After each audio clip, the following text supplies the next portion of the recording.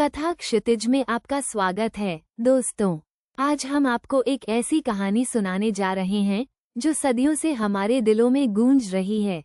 ये कहानी है अदम्य विश्वास की, अटूट भक्ति की और बुराई पर अच्छाई की जीत की। ये कहानी है भक्त प्रहलाद की और होलिका दहन की। सोचिए, त्रेता युग की बात है। हिरण्यकश्यप नाम का एक अत्यंत बलशाली राजा था।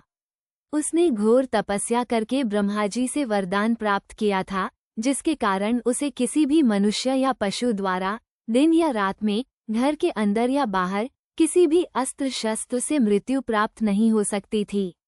इस वरदान से वो इतना अहंकारी हो गया था कि उसने स्वयं को ही भगवान मानने लगा। उसने अपने राज्य में घोषणा कर दी कि ईश्वर कोई नहीं है सिवाय उसके। लेकिन ईश्वर की लीला भी अपरंपार है। हिरण्यकश्यप के घर में ही ईश्वर का एक महान भक्त जन्मा, उसका अपना पुत्र प्रहलाद। प्रहलाद जन्म से ही विष्णु भक्त था। वो ईश्वर की भक्ति में इतना लीन रहता था कि अपने पिता की आज्ञाओं की परवाह ही नहीं करता था। उसने कभी अपने पिता को ईश्वर स्वीकार नहीं किया, बल्कि हमेशा भगवान विष्णु को ही अपना एकमात्र आराध्य माना। राजा हिरण्यकश्यप को ये बात कतई बर्दाश्त नहीं हुई। अपने पुत्र की ईश्वर भक्ति उसे अपने अपमान के समान लगी। उसने प्रहलाद को समझाने की बहुत कोशिश की, उसे डराया धमकाया, लेकिन प्रहलाद का विश्वास अडिग रहा।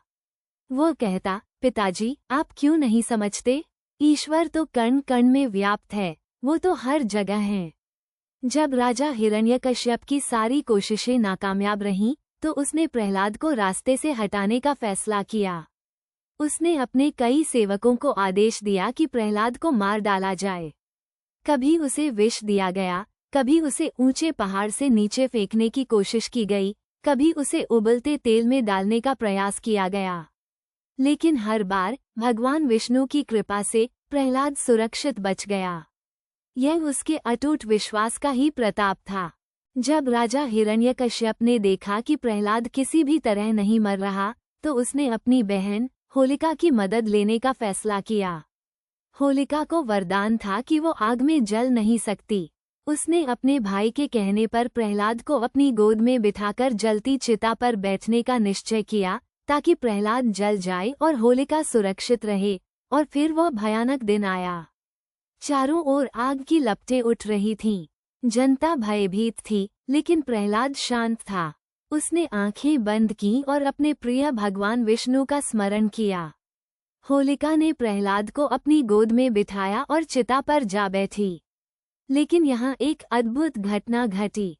होलिका को वरदान था कि वो आग में जलेगी नहीं, परंतु यह वरदान एक शर्त पर था कि वो आग में केवल अकेली बैठेगी।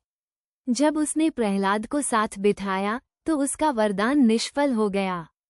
आग की लपटें होलिका को जला रही थीं, लेकिन भक्त प्रहलाद, जो ईश्वर के नाम का जप कर रहा था, उस आग में भी सुरक्षित था। ये दृश्य देखकर सभी अवाक रह गए।